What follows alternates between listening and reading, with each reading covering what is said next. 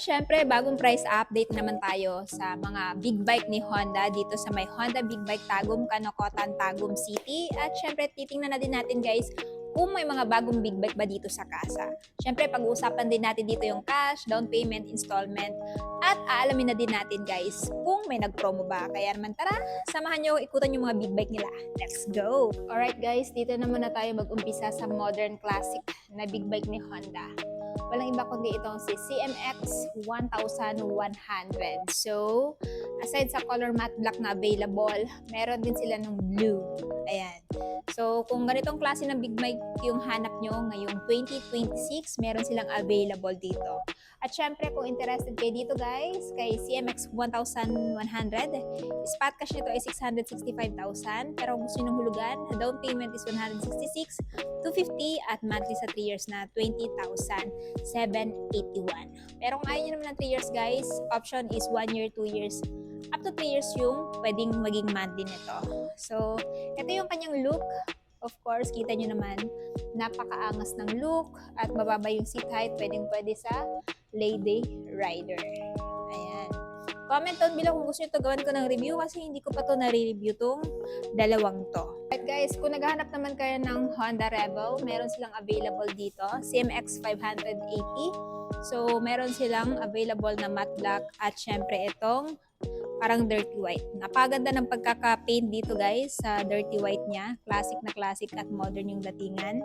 And pagdating sa kanyang headlight, kita niyo naman, 4 yung projector niyan. So napakalakas ng buga niyan pagka gabi. So side profile, ito yung itsura. Mababa yung seat height, bagay na bagay din sa mga lady rider. So dashboard, digital. Malaki yung fuel tank. Comfy din yung seat cushion. Yung ayan, upuan ng angkas. Foot peg ng angkas. At syempre, dito tayo, ayan, sa kanyang front profile. Angas, di ba? Single disc nga pala guys, with a Nissan Pat piston brake caliper yung front niya. Sa likod, same din. Ayan, naka-single disc, naka-Nissan din. So, kung if ever interested kayo kay Honda Rebel, spot cash is 399,000. Down payment is 99,750. Monthly sa 3 years ay 12,469. So, pili na lang kayo dyan guys kung alin yung kulay na gusto nyo. Pero kung ako yung papipiliin guys, mas bet ko to. Ayan, comment down below guys, no? Para alam din natin. Kung naghahanap naman dyan ng Honda CL500, of course, meron din silang available dito. Isang unit. Matte black din yung kulay. At ang kinaganda dito guys, meron na din siyang tank pad.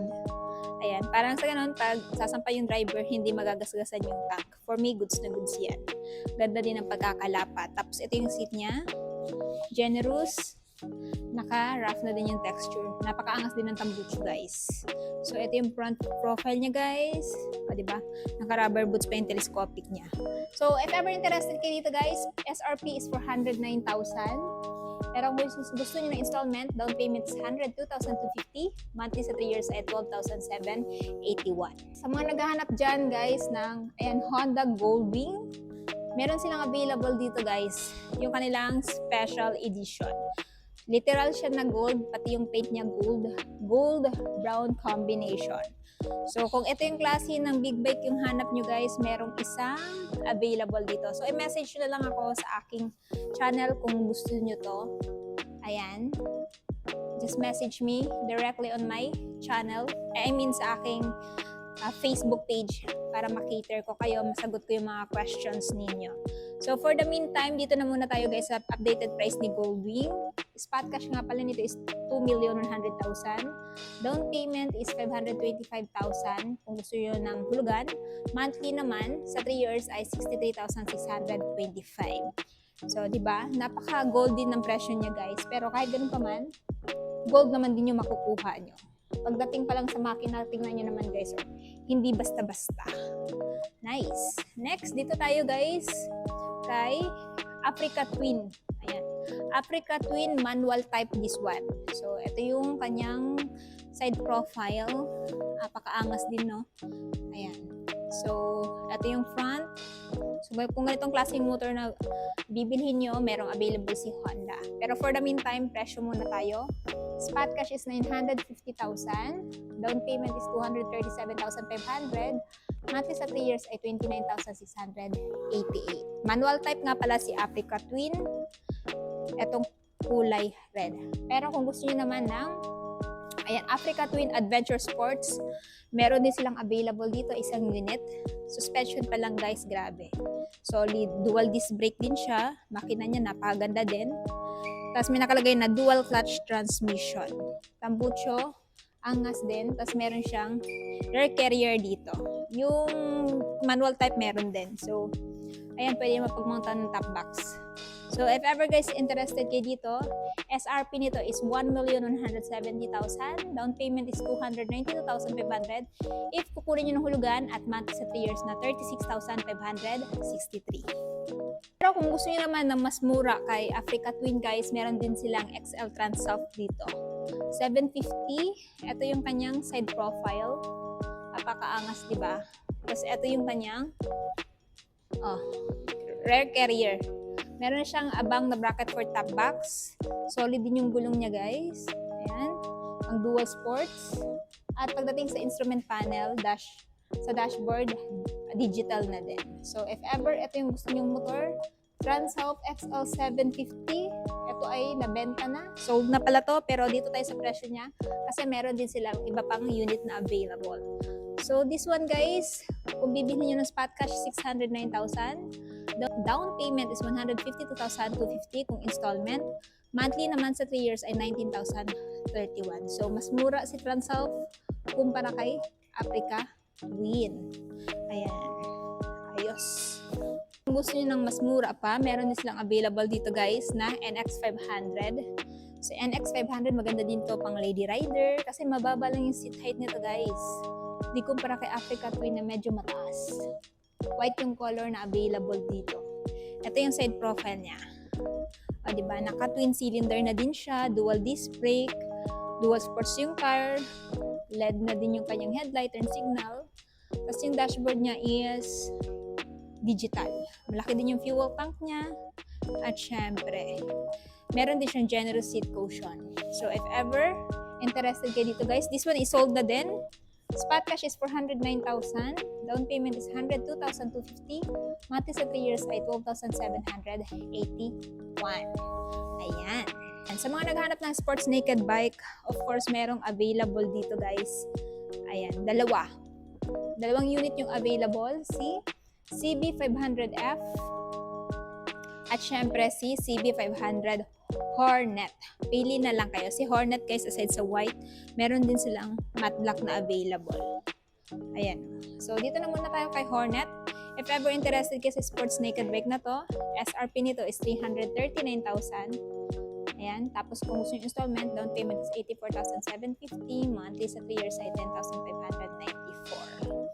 O, diba? Naka twin cylinder na din siya guys. Dual disc brake din siya. Ito yung matte black. LED din yung kanyang headlight. Turn signal naka-LED na din. Tapos mababa din yung seat height niya. So sa lady rider, pwede to. May butas na pala siya dito guys for better aerodynamics. Para, ayan, kung mabilis yung takbo nyo, labas dyan yung hangin. Mas mamamaximize yung speed. Dashboard, napakalaki ng dashboard niya guys. Lahat ng information nandyan na. Naked handlebar of course.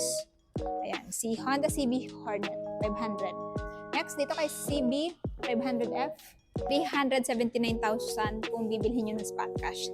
Si CB 500F. Pero kung gusto nyo ng installment, down payment is 94,750. Monthly sa 3 years ay 11,844. Pero para sa akin, mas maangas yung itsura ng Hornet. Para lang sa akin, no? Comment down below, alin yung gusto nyong itsura. Ito bang kay CB 500F or kay CB 500 Hornet? I want to know in the comment section below. Sa side profile naman niya, ito. Ayan. Ayan. So, bagay na bagay to dun sa mga lady rider na gustong magkaroon ng big bike, tapos hindi masyadong ngawit kapag i-long ride. Kasi ito talaga yung may re-recommend ko itong dalawang to. Next, meron din silang available na sports bike, CBR 500R guys. Ito yung itsura niya sa front. Tapos, ito naman yung itsura niya sa side. Yan. Kung gusto mag-upgrade from 400cc to 500cc, pwede to. O, diba? So, dito muna tayo sa spot cash. If ever interested kay CBR 500R, 389,000 yung cash. Down payment is 87,250. Monthly sa 3 years na 10,906. Lady Rider, bagay na bagay din to para sa inyo. Pero kung gusto niyo ng mas upgraded, meron silang CBR 650R. Mas mataas yung displacement nito. Iba din yung body build niya, maging dito sa side. Ayan o. Tapos yung upuan niya, guys. Yung sa kabila, yung kay 500R is sharp yung kanyang tail. While dito is parang pa-oblong. Tapos mas generous to na seat cushion. Yung kabila naka-split seat type. This one, guys, is parang connected pa rin. No? So, if ever ito yung gusto nyo, spot cash is 549,000. Down payment is 137,250. Monthly sa 3 years ay 17,156. Next, kung naghahanap naman kayo, guys, ng CBR 650R, this one, guys, is merong electronic clutch kaya mas mahal doon sa CV 650R. Then, pagdating sa decals, iba yung decals niya. Then, sa mga nagtatanong, naka-inline 4-cylinder na siya. So, meaning, napakaganda na ng tunog ng engine sound niya. Tapos, naka-dual disc brake din siya. Kagaya ni 650R at ni 500R. So, ganito yung itsura ng kanyang seat. Same lang sila ni 650R. Same lang. So, ito yung fuel tank niya, napakalaki. Comment down below kung gusto nyo ito gawan ko ng review. So, for the meantime, dito na muna tayo, guys, sa presyo niya. Spot cash is 594,000. Down payment is 148,500. The monthly sa 3 years ay 18,563. And sa mga naghahanap naman ng CB650R naked bike, of course, meron silang available dito, guys. Ito yung blue. Hindi pa nakukuha ngayon. Baka may gustong kumuha, message me na lang. Ayan. So, if ever ito yung gusto nyo, guys, maganda din yung engine sound nito. Naka-inline 4-cylinder. Digital na din. Naka-LED na yung kanyang headlight. Turn signal, naka-LED na din. Tapos, syempre, naka-digital na din yung kanyang instrument panel. So, ito yung kanyang side profile. Angas, diba? Presyo nito nga pala, guys, is 519,000. Down payment is 129,750. Monthly sa 3 years ay 16,219. Pero kung naghahanap kayo ng CB650R standard, ayan, meron silang available dito color red. Angas ng kulay nitong pula, guys. Ganda ng pagkaka-paint. Digital na din yung instrument panel. LED din yung headlight niya. Inverted din yung suspension niya. Tapos naka-dual disc brake din. Actually, hindi ko pa ito nare-review, guys. Kung gusto nyo ito gawin ko yung review, just comment down below. Presyo muna nito is 524,000 spot cash. Down payment is 131,000. Monthly sa 3 years ay 16,375. Next, meron pang isang CB650R, guys. This one naman is merong electronic clutch. So, mas mahal talaga to kumpara dun sa mga nauna kong dalawang nabanggit. So, naka-inline 4, dual disc brake, inverted pa rin. Meron din siyang tapaludo. Same nung dalawa. Of course, this one, guys, mas upgraded. So, if ever ito yung gusto nyo, naka-electronic clutch, 564,000 yung cash. Installment naman, down payment is 141,000. Monthly sa 3 years ay 17,625. Ayan, dito naman tayo sa naghahanap ng XADV. Meron silang glossy black na available dito. Ito talaga yung magandang scooter na i-long ride kasi aside sa mabilis, napaka-comfy. Ayan. Astig din yung forma. Ayun. Ganda, di ba? Kuya ni ADV 350 to, guys, at ni ADV 160. Dual disc brakes sa front, inverted yung suspension, napakaangas din ng kanyang tambucho. May review ako nito, guys. Check nyo lang sa akin channel. Naka-dual sports din yung tire. Single disc. Tapos ito naman yung kanyang dashboard. Pero hindi din basta-basta yung presyo niya dahil ito ay merong spot cash na 849,000. Down payment is 212,250. Kukunin nyo ng hulugan tapos monthly sa 3 years na. And 26,531. Ayan. So, alin sa mga big bike na nabanggit ko sa video nito yung gusto nyong bilhin? Paki-comment naman sa baba. So, if ever interested kayo guys, pumunta lang kayo dito sa may Honda Big Bike Tagum, Kanokotan, Tagum City. Full address, ilalagay ko na lamang sa description box. At kung interested nga kayo sa mga big bike ni Honda, ito lamang guys ay located dito sa may Honda Big Bike Tagum, Kanokotan, Tagum City. Ilalagay ko na lang yung full address nila dyan sa description box or sa comment section para mas makapag-inquire kayo regarding sa mga big bike nila. At syempre sa mga bago pa lang sa channel ko at hindi pa nakapag-subscribe, huwag kalimutan mag-subscribe para ma-notify kayo once may bago tayong upload na gaya nito. And also please follow me on my Facebook page, Instagram at TikTok, Langga Gale. So ayun guys, hanggang dito na muna tayo. Ride safe and peace out!